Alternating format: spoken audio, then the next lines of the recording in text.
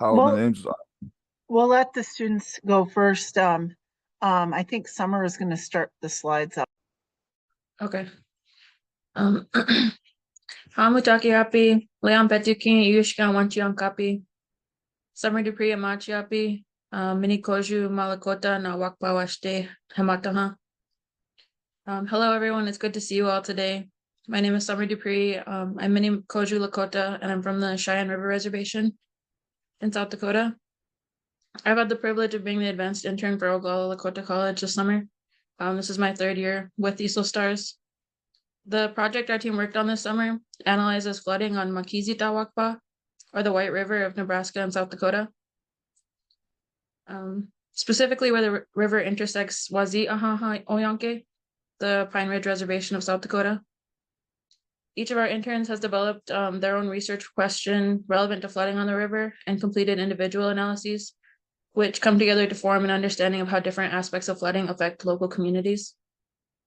The rest of our team will briefly introduce themselves here, and then the interns will take the presentation from there.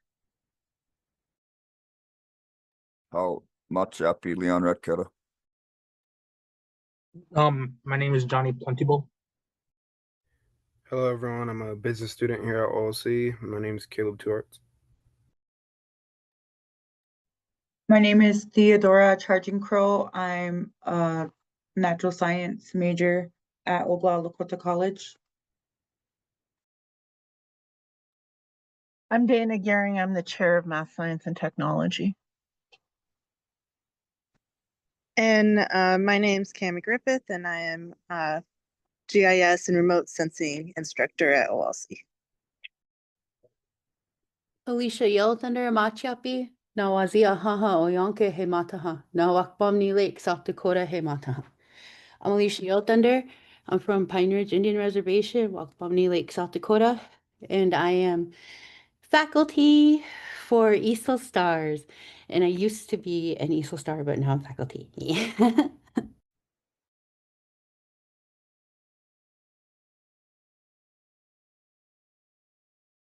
All right, I'm going to start with the background. So in March 2019, we had a severe flooding on the Pine Ridge Reservation, led to a humanitarian crisis. We had waterlogged roads and muddy terrain, stranded residents, and blocked access to emergency aid. Some areas were only reachable by boat, helicopter, or horseback. In that same spring, over 500 homes became uninhabitable following a bomb cyclone-style storm, and it's been part of an upward trend of significant flood events among our communities here. Flooding especially affected low-lying villages and river valleys along the White River and its tributaries, and areas notably within the reservation's southeastern region.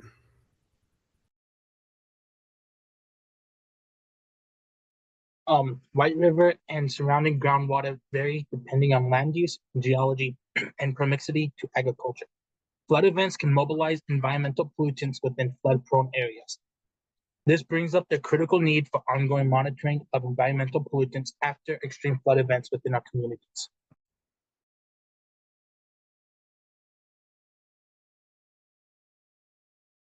So you're looking at our project statement here. Our project focuses on the impact of flooding, taking into account the historical flooding, infrastructure impacts, and impacts of environmental pollutants.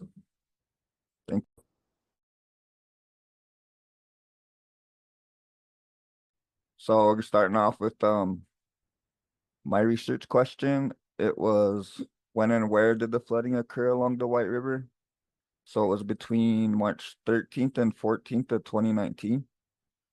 When a large blizzard dumped significant snowfall across the Black Hills and on the plains east of Rapid City, which created snow dams formed by the snow sitting in the drainage areas, causing extensive flooding. The hardest hit areas was the White River Basin. Stream channels were drastically changed by the combination of the ice and runoff from the snowmelt. All of western South Dakota was impacted. Next slide, please. Right here, we're looking at some methods that I used. I just want to go over briefly. Western South Dakota has an interesting history, geologically speaking. The rocks and the land formations tell us this area was underwater a long, long time ago. It was part of a shallow ancient sea that connected the Arctic Ocean to the Gulf of Mexico. So in my research, I found the Pine Ridge Escarpment, which ebbs down from the higher elevations around the Black Hills. So understanding this deep history of the land is important. So we get closer to the river, especially in the Badlands, the process of the erosion and deposition is ongoing. So my methods were I used the data collection for Earth access and satellite data for DEMs. I used OSMX, downloaded the street network data from the OpenStreetMap pre-processing. I use Google Colab a lot in this project. I found it a little more easy for me to learn, but I've been using Jupyter and Anaconda as well, but for this project I've been using Google Colab. So trend analysis, I use the XR spatial, which includes trend-like calculations across the surface, focused on time series data. So next we have the visualization. I got the data shader, rasterizing, rendering large data sets. I use Bokeh for creating interactive web-based plots and maps. For the output, I use JSON, saving the data in JSON format for interacting with the operating systems, creating directories and managing the file paths for saving it in Google Colab. As you see over here, the red line there is the height of it. And you can see the historical one was 1953. I was 4 feet below that in 2019. Next slide, please. So what we're looking at here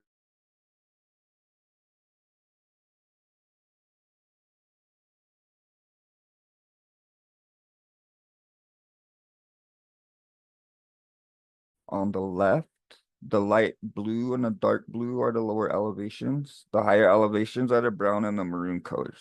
So places like Wounded Knee Creek, Porcupine Creek, Sharps Corner, as well as the evergreen communities are in these natural floodplains. So by using this elevation data, I overlaid the lower lying areas to emphasize where we can expect these potential flood areas. Next slide, please.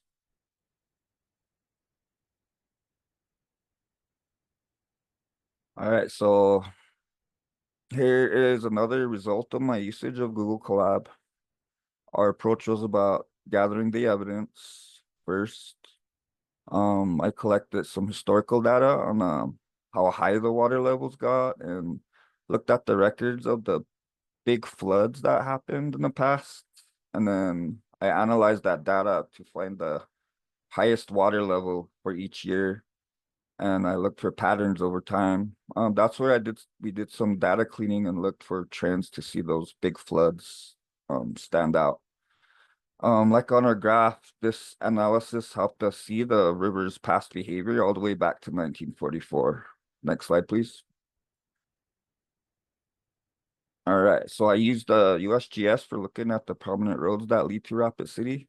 We have a total of 3 main highways that I had to narrow down. So BIA 41 by Oglala, BIA 40, Highway 44 by Interior, BIA Road 27 by Rocky Ford. Since Rapid City is a major commerce hub for the Pine Ridge Reservation and surrounding communities, by using Google Maps and OpenStreetMaps for these location coordinates, I was able to pull the elevation, but not the roads. So this is where I found the limitations of AI and how high quality geospatial data can be expensive as well as time consuming. It may not be available or it may not be available or complete. So the low cost geospatial data may have lower resolution and limited accuracy. Next slide, please. So as my results, knowing the risks, and it helps us prepare our families and homes. It also gives us the information we need to speak up and advocate for the support we need from government agencies and organizations, tribal leaders, and general public awareness. I will continue this research of the White River in the coming months, when I have some free time. So the notable floods here were the March 14th, 1953, it crested at 99 feet. And then March 2019 at 95, that was 4 feet below. If you can imagine Mount Rushmore, that's 60 feet up. If you're looking to the top of George Washington's head, it'll be 40 feet above that. That's how deep that water was. So the flood impacts are inconsistent and location dependent, depending on the water and the weather. The triggers for flooding included the record summer rainfall for that year, and then the sudden spring warming. I found no predictable flood frequency. I was looking for patterns. I didn't find any other than the seasonal patterns. So potential concerns. At first I wanted to look into some global warming, but it kind of got a little too complex for me for this project. Probably take a little bit more time to get some data on that. And the polar vortex anomaly. And next slide, I think. And I'm gonna leave this off to Caleb. Caleb's gonna take it from here. Thank you. Thanks, Leon. Hello, everyone. This is Caleb. For my portion of the project, I wanted to focus on can better local mapping along with historical flood data help mitigate some or any of the infrastructure risks here on the reservation? And the reason why this question matters is because natural disasters can be far more dangerous when there's a lack of preparation or knowledge around them.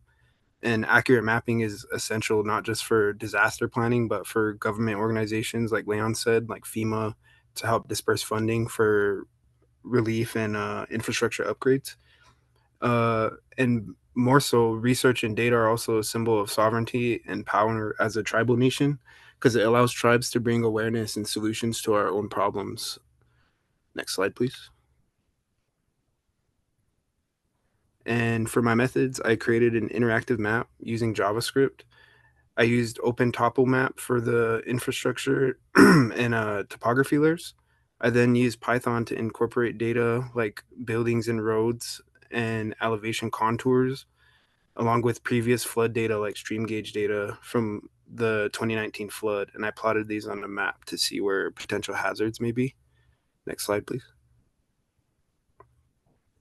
And on this picture, you can see the town of Oglala. I focused on this one because like on Leon's graph, you can see the downstream access of the reservation.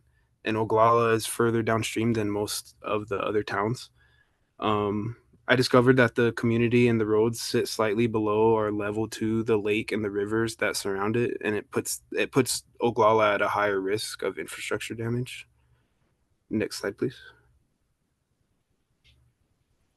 I then put these on a map in Python, and I added what data I can find from NOAA and the stream gauge data, like the 2019 flood. And this is useful because we can use previous flood highs to contrast with the current and future predictions of floods. Next slide, please. And for my results, I was able to make a visual map with real infrastructure and flood data. And I used Python, Java, and NOAA to source and plot data that was relevant to my research. And my major takeaway from my research was that much of the flood-based infrastructure in the reservation was built between the 1930s and 70s. And this is like bridges, dams, and culverts.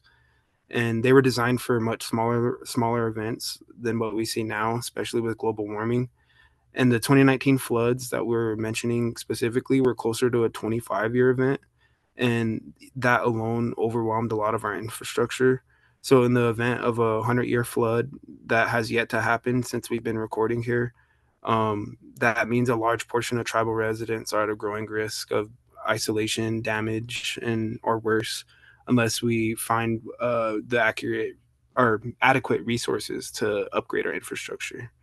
And it doesn't just risk infrastructure, also the global warming increasing and flooding increases pollutants as well, and that's where Johnny and Theodora will get into. Hello, my name is Johnny Plentybowl, and my research question is: when floods happen, nitrates enter the system and mobilize environmental pollutants. We wanted to investigate how floods impact contaminant transports, and when it floods, nitrates enter the system and mobilize environmental pollutants. According to Kenneth Swiftbird, nitrates mobilize uranium and arsenic from local geological forms. And how do floods impact this? I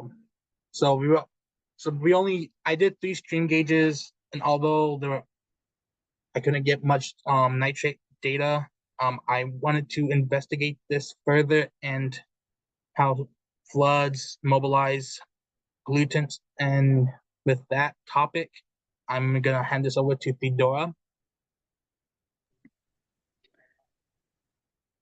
Due to the flooding in 2019, we expect environmental pollutants migration.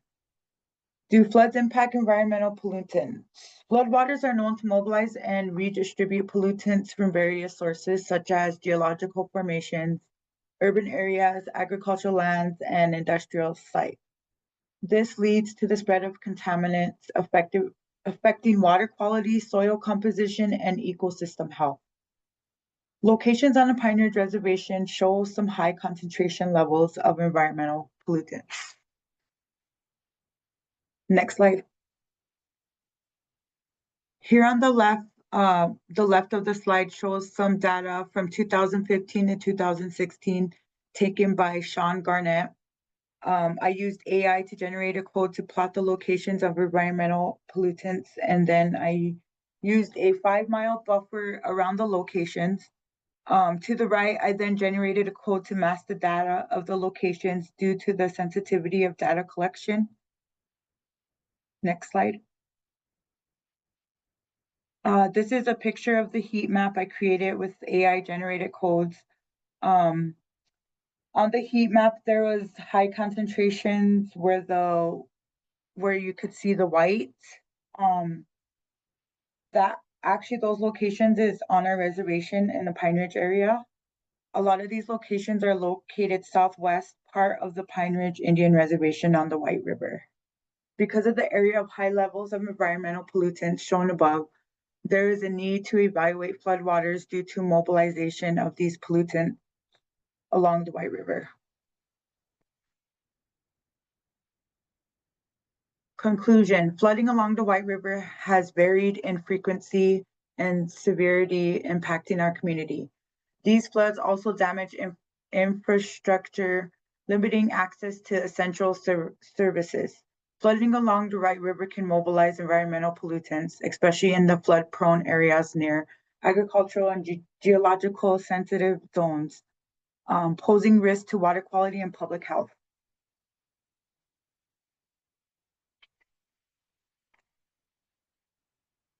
These impacts highlight the need for long-term monitoring of environmental pollutants as changes in land use, flood frequency, and seasonal weather patterns continue to influence contaminant levels in the groundwater and surface water. Understanding these patterns is crucial for improving resilience and protecting water resources. Thank you.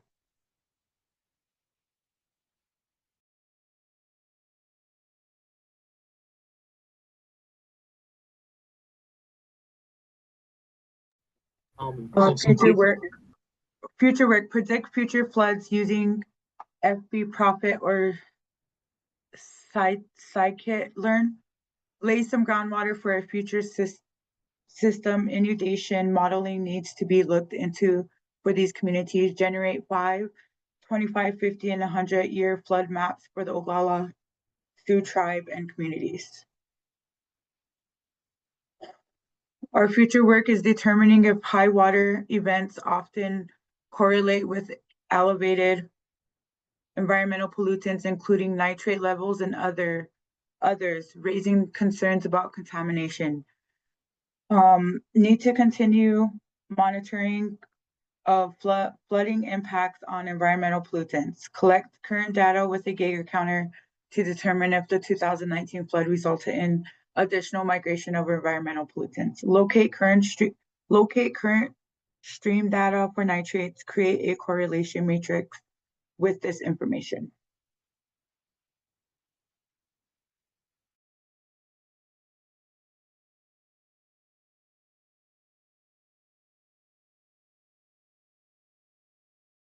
All right. Great job, Oglala Lakota College. Oh, I love this last slide with the animated time series plots, how the discharge changes from year to year. Does anybody have any questions for OLC? And also, please give them a big round of applause.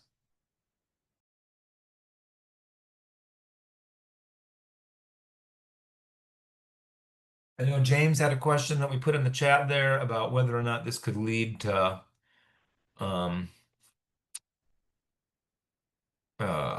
a hazard or early warning system for the tribe, and it looked like Leon was answering that one in the chat.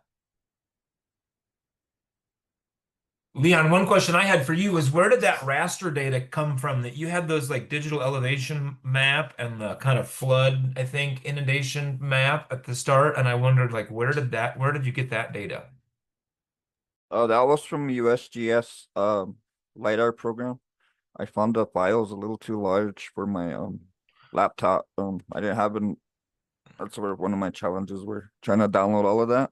Yeah. Doing up to a 30 meter. First I tried the 1 arc, and then the 5, and then the 10, then the 30. So I kind of got jumbled up in there. But I ended up getting that little piece from there, but that took a lot of memory just to have that little piece. Yeah, working with LiDAR data can be computationally expensive, as they say. But Jim Zenobia, our team member, has a lot of experience working with LiDAR too, and so he probably appreciates the work that you put into that, Leon. Here comes Cami again. Any other questions or comments for OLC?